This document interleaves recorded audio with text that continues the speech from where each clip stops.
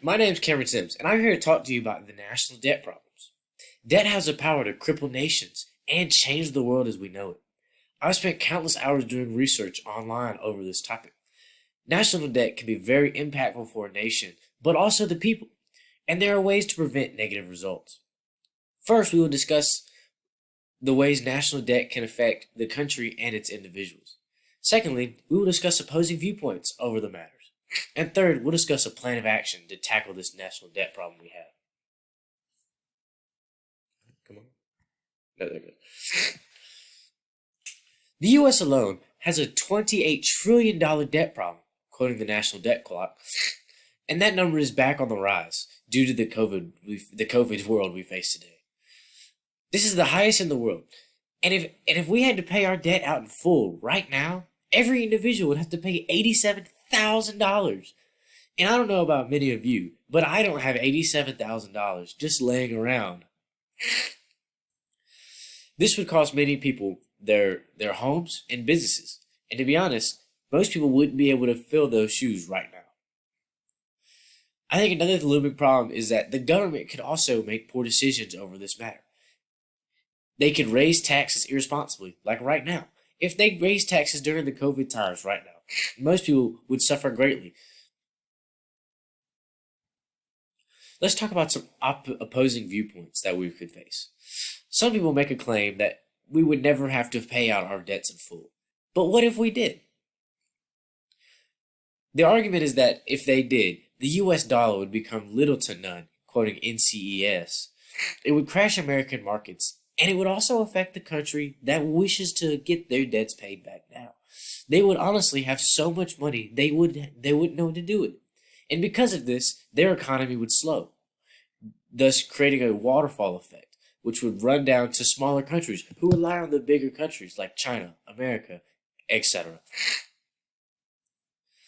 Because of this, we would have a worldwide economic crash, which would destroy the economy for everyone as we know it. This is something that we don't need to have happen.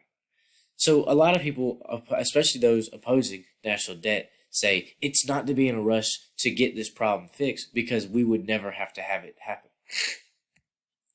Let's talk about a plan of action. Now that we're on the back end of the COVID times, I would like to say, let's knock on wood. Hopefully we get through it. But the COVID year has the COVID situation has created one of the largest inflation of unemployment rates that we've seen in recent history.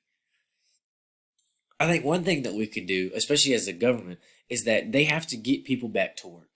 Getting people back to work would give more money for people and help boost up the economy just a little bit, just as a starting point.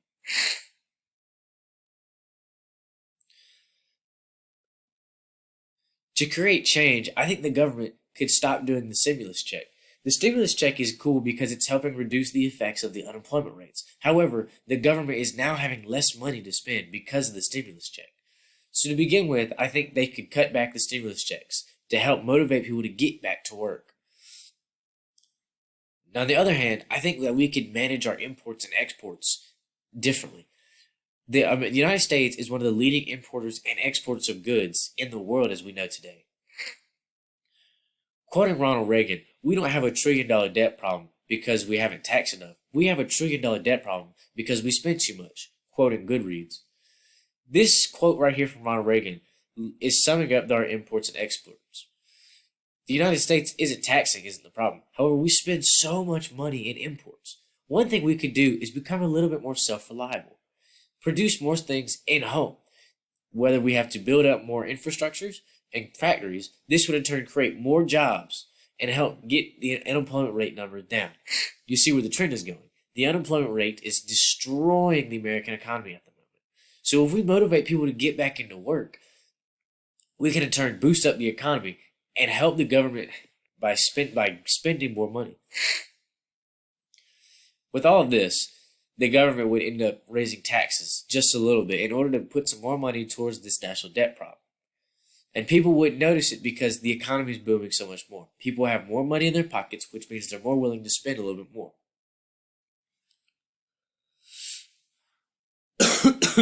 This would in turn affect the budget decisions, quoting Probasco.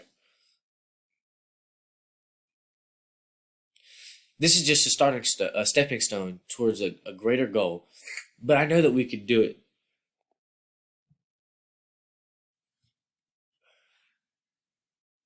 Today, I address how national debt affects the nation and its people and society. Secondly, I discussed opposing viewpoints of the subject.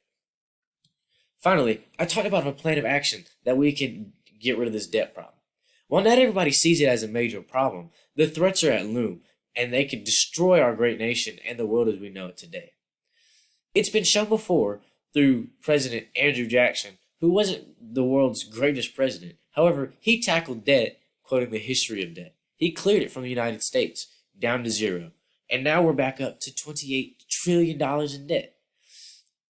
It's not going to be solved overnight, but I know together that we can help solve this problem. Thank you for your time.